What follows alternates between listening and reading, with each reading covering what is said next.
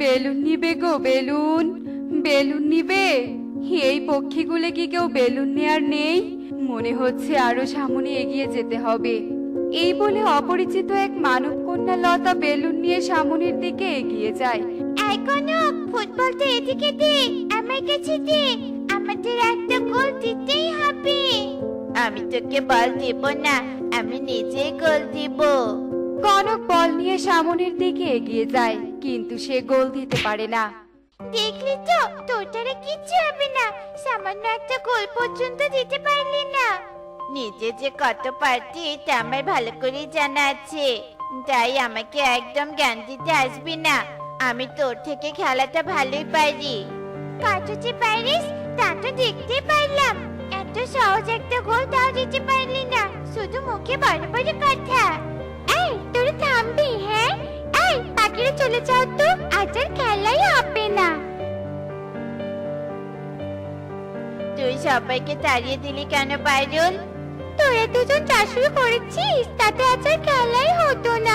আকাশের অবস্থা দেখেছিস? হ্যাঁ, আকাশটা কেমন কালো মেঘ করেছে, তাই এখন বাড়ি যাওয়াই ভালো হবে। আচ্ছা ঠিক আছে, চল এবার তাহলে বাড়ি যাওয়া যাক। এরপর তারা তিনজন বাড়ির পথে রওনা হতেই পথে তাদের সাথে বেলুনওয়ালি লতার দেখা হয়ে যায়। ওয়াও, কি সুন্দর সুন্দর রং বেরঙের বেলুন! এগুলো তো দেখে আমার নিতে ইচ্ছে করছে। তোমরা বেলুন নিবে? হ্যাঁ হ্যাঁ, আমি বেলুন নিব। গাধা একটা, তুই যে বেলুন নিতে চাস, বেলুন নেওয়ার মতো টাকা তোর কাছে আছে? হ্যাঁ, আমরা তো কোনো টাকাই আনিনি। টাকা ছাড়া কি বেলুন তোকে ফ্রিতে দিবে নাকি?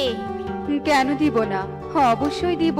তোমাদের মতো এত কচি ছোট অবুঝ বাচ্চাকে কি আর না করা যায়? এই নাও, এই সমস্ত বেলুন তোমাদের তিনজনের। এরপর লতা বেলুনগুলো তিনজনের মধ্যে ভাগ করে দেয়। আমার কাছে আরো বেলুন আছে, তোমরা নিবে? হ্যাঁ হ্যাঁ হ্যাঁ, আমরা নিতে চাই। তবে যে আমার সাথে তোমাদের যেতে হবে। যাবে আমার সাথে?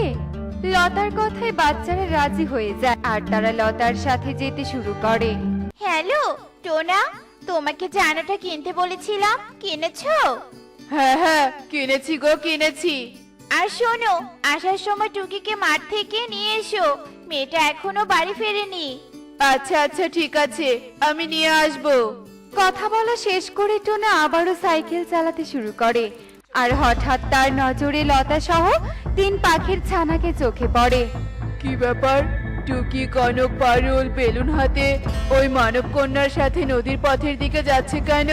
টোনা সাইকেল চালিয়ে তাদের পিছু নিতে থাকে, কিন্তু টোনা তাদের কাছে আস্তে আস্তে নদীর কিনারে এসে দেখে ওই মানব কন্যা বাচ্চাদের নিয়ে নৌকোয় করে যাচ্ছে। এ কি, ওই মানব কন্যা বাচ্চাদের নিয়ে নদী পথে যাচ্ছে কেন? ব্যাপারটা আমার সন্দেহজনক লাগছে। ওই তো ঘাটে আরো একটা নৌকা বাঁধা আছে, যাই আমিও নৌকায় করে ওদের পিছু নেই। এরপর টোনা নৌকা নিয়ে যেতে থাকে। আর মাঝপথে যেতেই টোনা টনিকে ফোনে সবটা বলে। এদিকে নৌকা ঘাটে চলে এলে মানবকন্যা বাচ্চাদের নিয়ে এক দ্বীপে চলে আসে। আচ্ছা, আমাদের আরো কত দূর যেতে হবে?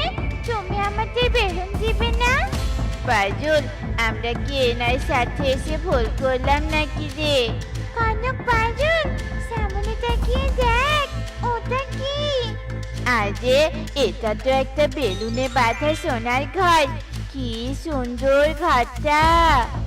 বাচ্চারা বেলুন বাঁধা সোনার ঘর দেখে তো খুব খুশি হয়। এমন সময় সেখানে এক বাচ্চা ডাইনি চলে আসে। মা, তুমি আজ তিনটি পাখির বাচ্চা এনেছো? আমার তো এদের দেখে খেতে পেয়ে গেল মা। মা, ও মা, তুমি তাড়াতাড়ি এদের রোস্ট বানিয়ে দাও। ওরে বাবা রে, এটা তো একটা ডাইনির বাচ্চা। এই বাচ্চা এসব কি বলছে? কে তার মা? আমি তো তার মা। এই বলে মানবকন্যা এক ভয়ঙ্কর ডাইনির রূপ ধরে। এদিকে ততক্ষণে টোনাও সেখানে উপস্থিত হয়, আর এসব ঘটনা দেখে সেও খুব ভয় পেয়ে যায়। এই পাখি আবার কোথা থেকে এলো? কি রে, তুই তবে ভালোই হয়েছে, 4 দিন আর খাবার খুঁজতে যেতে হবে না। ডাইনির এমন ভয়ঙ্কর হুঙ্কার শুনে টোনা মনে মনে ভাবতে থাকে, এই ডাইনির হাত থেকে আমি কি করে বাচ্চাদের রক্ষা করব, আর নিজেকে বা কি করে রক্ষা করব? আমাকে কিছু একটা উপায় বের করতেই হবে। টোনা এসব ভাবতে ভাবতেই হঠাৎ তার নজরে পড়ে তার কোমরে থাকা আয়নার ওপর। পেয়েছি বুদ্ধি। তবে এবার আমিও রূপকথার গল্পের মতো বুদ্ধি দিয়ে নাপিতের মতো আয়না দিয়ে ডাইনির হাত থেকে নিজেকে বাঁচাবো। মূর্খ ডাইনি, তুই কি জানিস তোর থেকে বড় ডাইনিকে আমি এক যন্ত্রের মধ্যে বন্দি করে রেখেছি? দেখবি, দেখ তবে। এই বলে টোনা আয়নাটি বের করে ডাইনির মুখের সামনে ধরে। মূর্খ আমি নই রে, মূর্খ তো তুই। কি ভেবেছিস কি আমি সেকালের ডাইনি? হ্যাঁ, আমি আয়না চিনব না? আমি 2025 সালের আধুনিক ডাইনি রে। আমি জানি এটা আমারই প্রতিচ্ছবি। এই রে, এই ডাইনি দেখছি সব জানে। এ তো আমার বুদ্ধি ধরে ফেলেছে। তবে এবার আমার কি হবে? কি আবার হবে? তোদের সবাইকে আমাদের মামের পেটে যেতে হবে।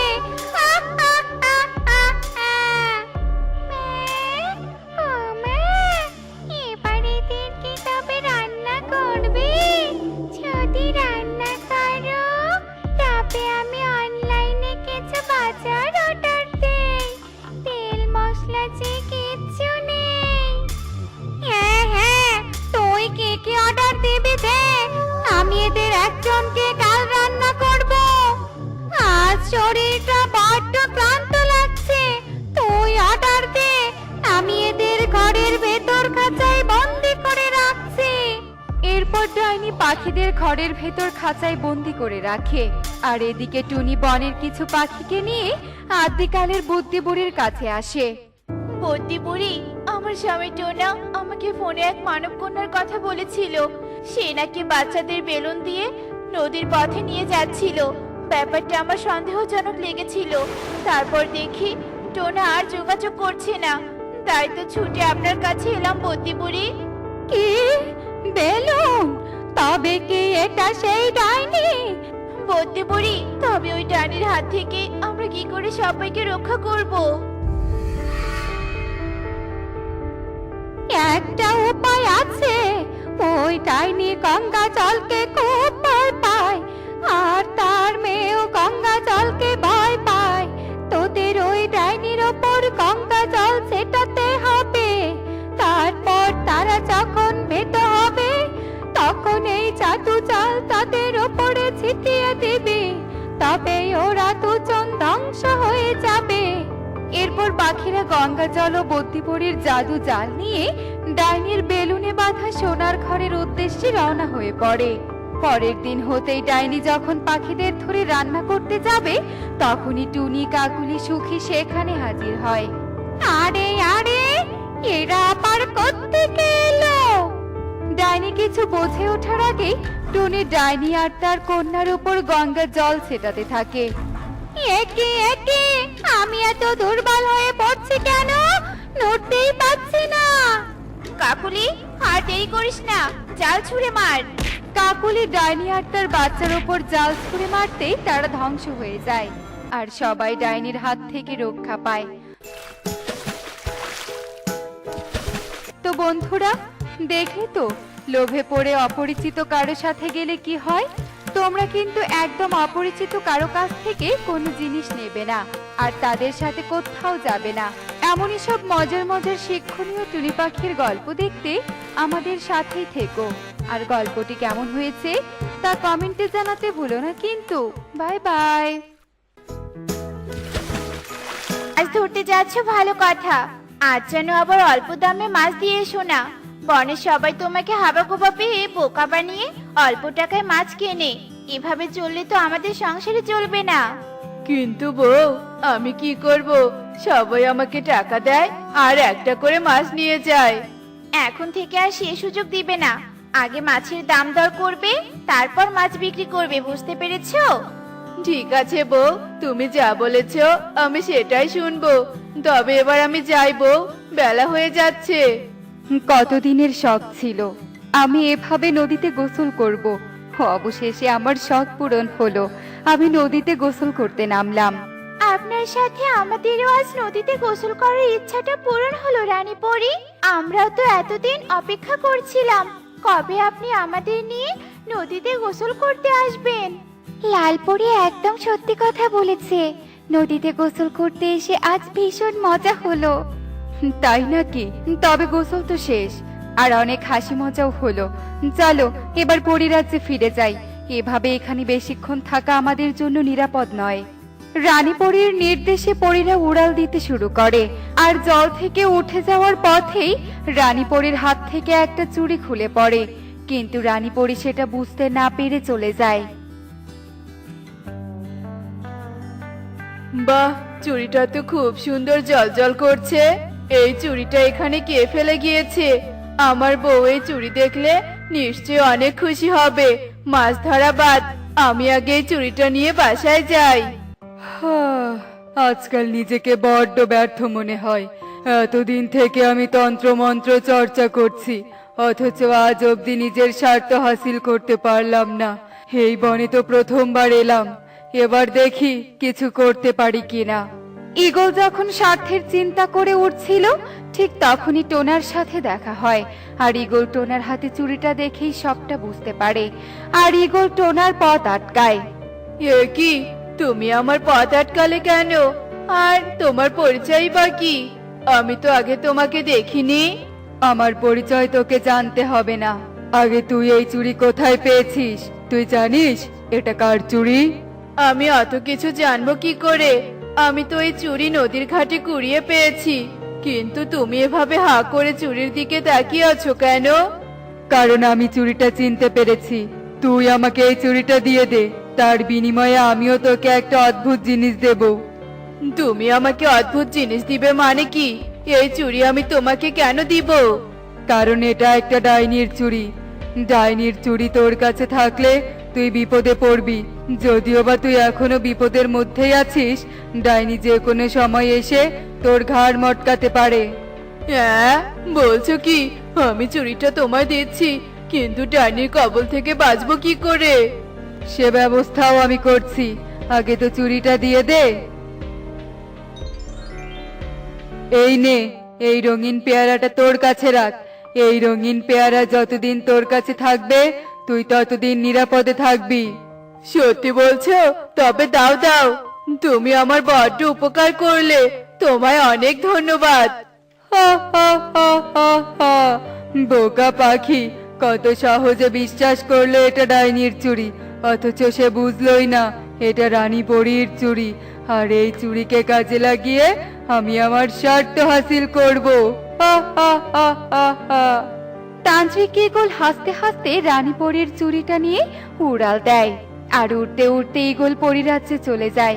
পরিরাজ্যে একটা সাধারণ ঈগল পাখিকে দেখে পরীরা হতবাক হয়ে যায়। একই কাণ্ড!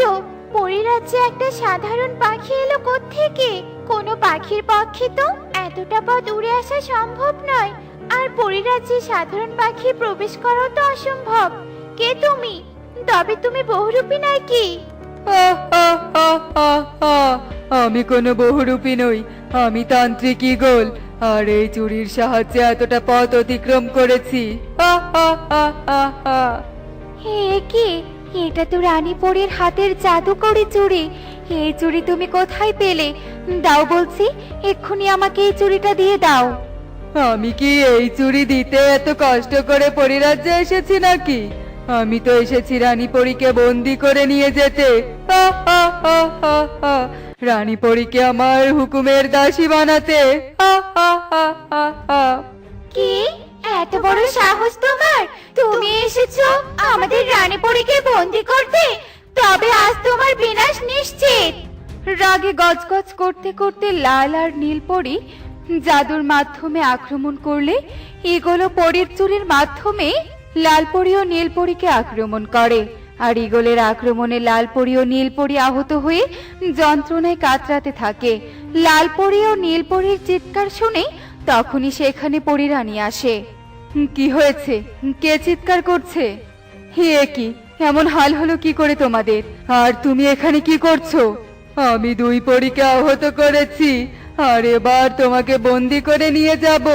আ আ আ আ আ। রানী পরী, দাঁড়াও, ছেড়ে দাও, আমাদের রানী পরীকে ছেড়ে দাও। রানী পরী! এভাবে এখানে পড়ে থেকে চিৎকার করে কোনো লাভ নেই লালপরি। আমাদেরকে আগে পুরো রহস্যটা জানতে হবে। চলো, এক্ষুনি যেতে হবে জাদু আয়নার কাছে।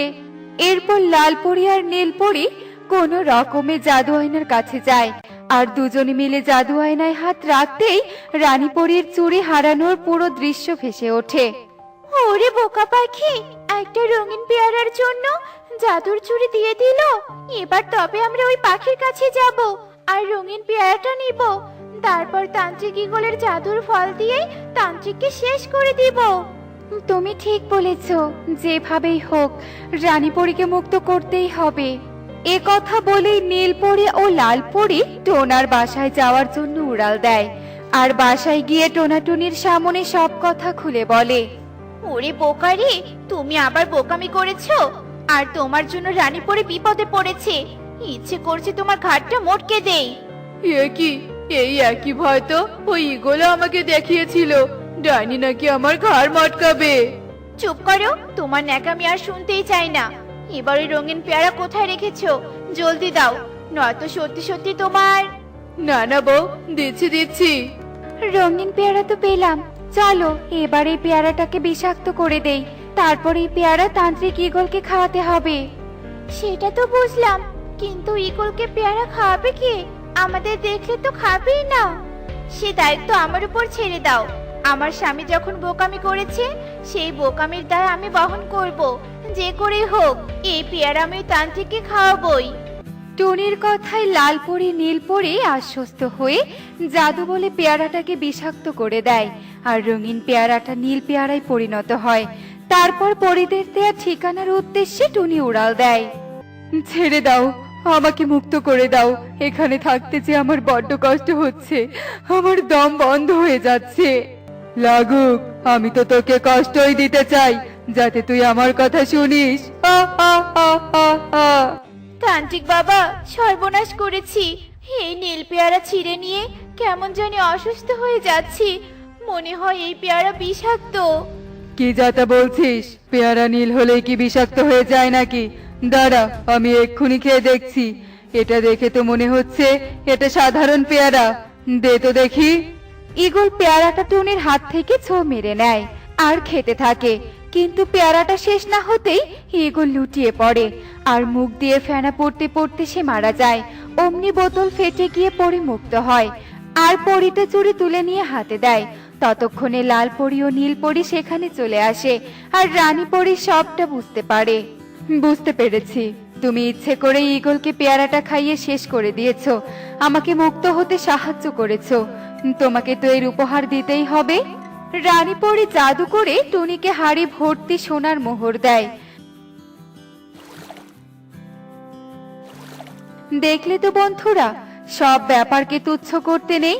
আমরা আসলে জানি না কোনটা আমাদের ক্ষতি করবে আর কোনটা আমাদের মৃত্যুর কারণ হবে, তাই আমরা কখনোই ঈগলের মতো দাম্ভিক হব না। এমনই সব মজার মজার শিক্ষণীয় টুনি পাখির গল্প দেখতে আমাদের সাথেই থেকো। আর গল্পটি কেমন হয়েছে তা কমেন্টে জানাতে ভুলো না কিন্তু। Bye bye.